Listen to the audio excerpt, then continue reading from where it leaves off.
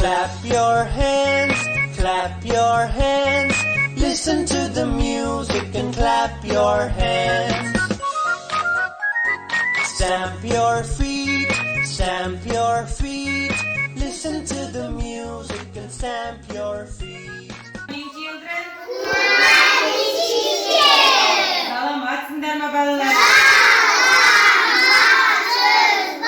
How are you? How are you? Қалай жағдайларың? Very good, тамаша жарайсыңдар. Кеттік. Good morning, good morning, good morning to you. Good morning, good morning. I am glad to see you. Так, tell me yourself. Good. Answer my question. What season is it now? What season is it now? Winter season. Very good. Дұрыс айтасыңдар балалар. Бізде қазір қыс мезгілі winter екен. Так, next question. Келесі сұрақ. How is the weather today? Ал бүгін бізде қандай ауа райы болып тұр екен? How is the weather today? Today is rainy. Today is windy. Today is cloudy. Today is sunny. Yes, дұрыс айтасыңдар. Бүгін бізде шуақты күн екен. Күн өзінің сәулесін шашып жылы ауа райы болып тұр екен, балалар. Балдар, бүгіннен бастап сіздермен біз өте қызықты тақырыпты әңгіме қозғайтын боламыз. Өткен аптада балалар, сендермен біз жануарлар тақырыбын аяқтап шықтық. Domestic animals and wild animals. Олардың барлығын ажыратып үйрендік, атап үйрендік. Ал бұл апта енді өте қызықты тақырып. Professions.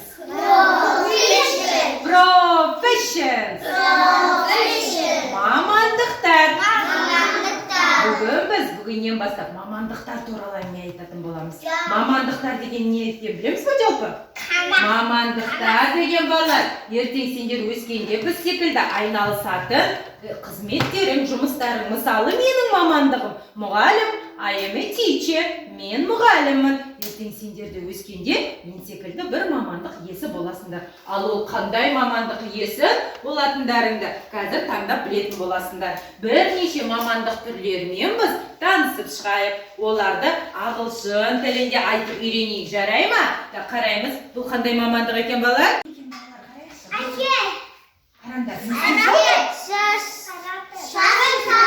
Шаштарашым өте дұрыс таптыңдар балалар. Хейямен.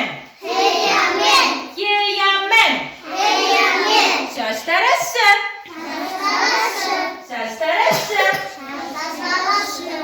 Кім екен балалар? Магазинде істейтін адамды кім деп айтамыз? Сатушы.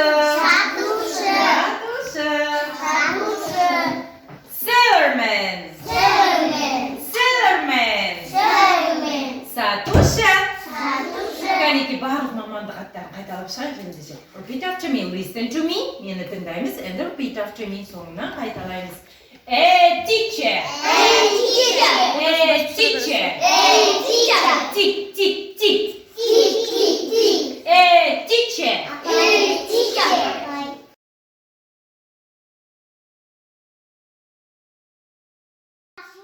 Өте дұрыс айтасың. Егер от шыққан жағдайда біз бірден өрт сөндірушілер шақырады екенбіз.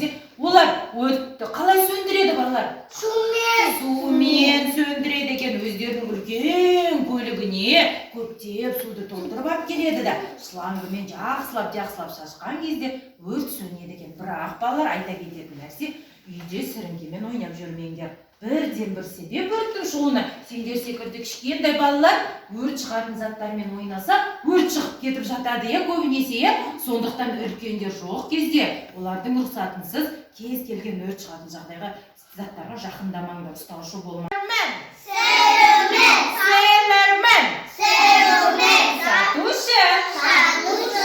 Олар не істейді? Не үшін керек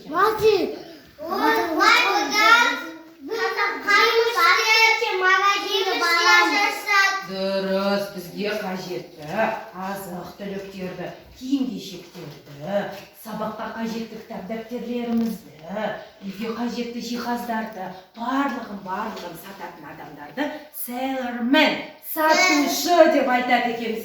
Егер сатушылар болмағанда, біз керекті заттарымызды қайдан алар едік? Аспазшы. Айтып өндірші, аспазшы. Бізге тамақ береді. Өте дұрыс айтасың.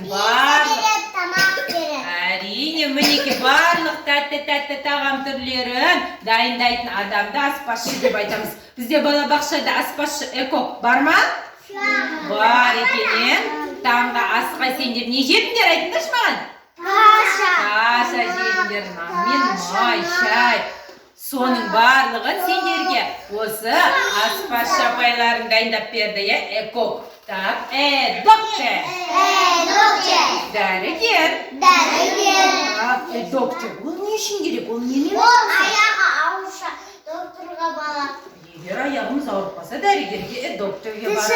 ауырып қалса, аяғы сынған. Мінеке балалар, кез келген ауру түрі, егер ауырып қалса, біз міндетті түрде бірденен дәрігерге барып, оның көмегіне жүгінеді екенбіз, бірақ ауырмағандар.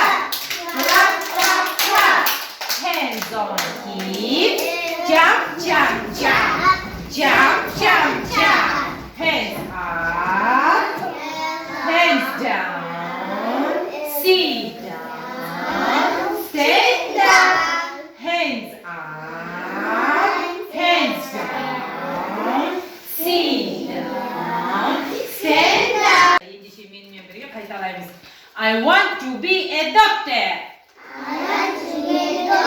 I want to be a teacher.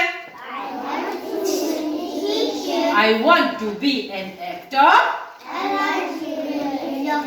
And be a superstar. Орнымыздан тұрып айтып көрейікші, бұл өте керемет, әдемі тақпағы, өте оңай. Бірденен жеттіп алуға болады екен, кеттік. I want to be a doctor. Мен дәрігер болғым келеді. I want to be a teacher. Мен мұғалім да болғым келеді. I want to be an actor. Мен әртіс те болғым келеді. And be a superstar. Бірақ ең қатты болғым келетіні жұлдыз болғым келеді дейді. I want to be a doctor. Сонымен бүгін өте қызықты тақырып болды ма балалар? Сендерге ұнады ма? Ал келесі жолы маған қандай мамандық иесі болғыларың келетінін үйде ойланып келіңдер, жарай ма? Мен сендерден оны сұрап білетін боламын.